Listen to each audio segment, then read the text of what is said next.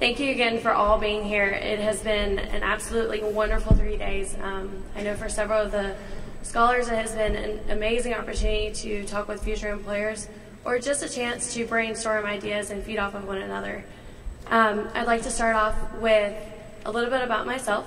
My name is Amy Birner, yes, like the stovetop, and just spelled a little bit differently. But I am a recent grad of the Appropriate Technology program here at Appalachian State University. And just in case you didn't catch that, yes, it is called Appropriate Technology. Yes.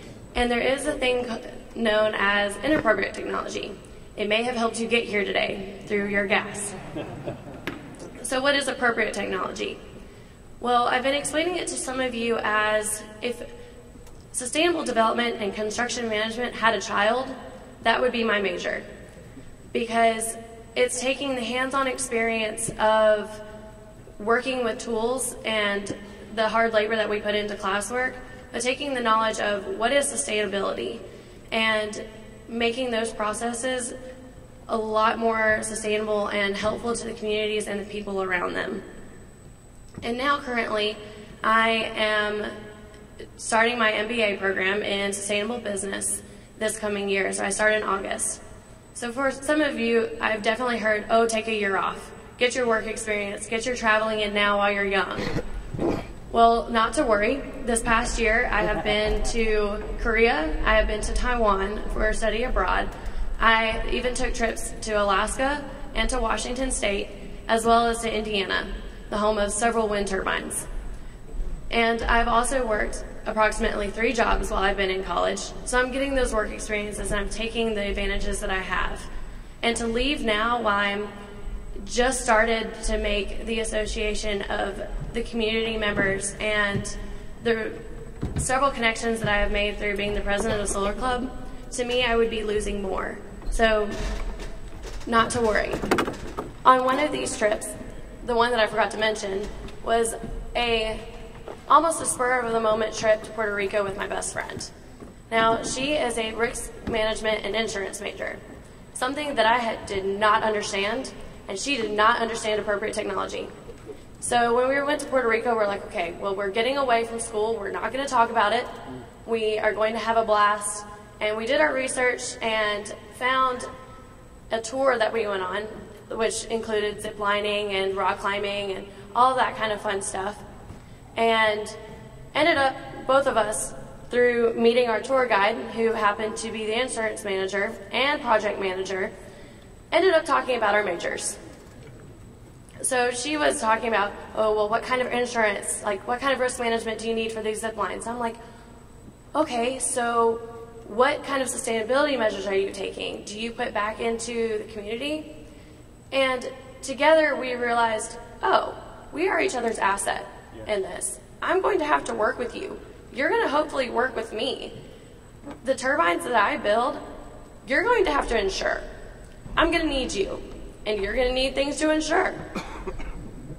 So that conversation really turned into the thought process behind me really searching for what is sustainability and what is a sustainable business. Because that is often a combination that doesn't go together in people's minds.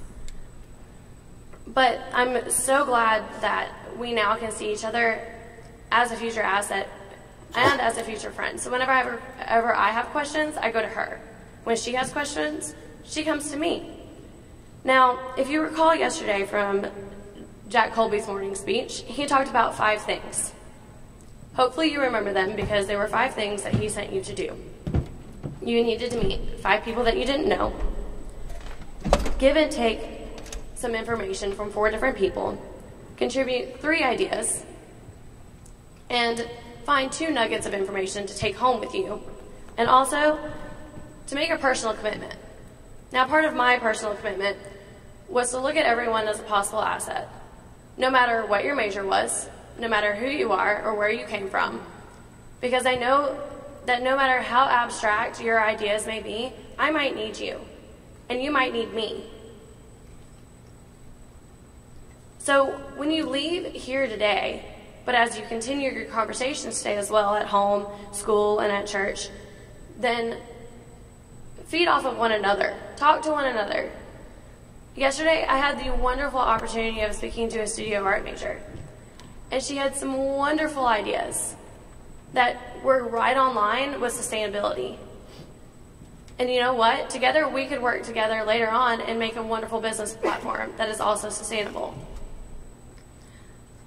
So while people are talking today, I'm going to be followed up by Megan Foster, who is speaking on instilling sustainability in our youth. Perfect, because that has been instilled in every single one of us. And that's something that we should be shared. Those children are going to be our assets. And we will also be listening to David Orr, who I'm so excited to hear from, and as well as hearing from a friend that I have had an honor of traveling to Korea and Taiwan with, who is Daniel Blakely. And if you haven't spoken to him yet, please do. He has been a huge resource to me as he has worked on the solar vehicle team.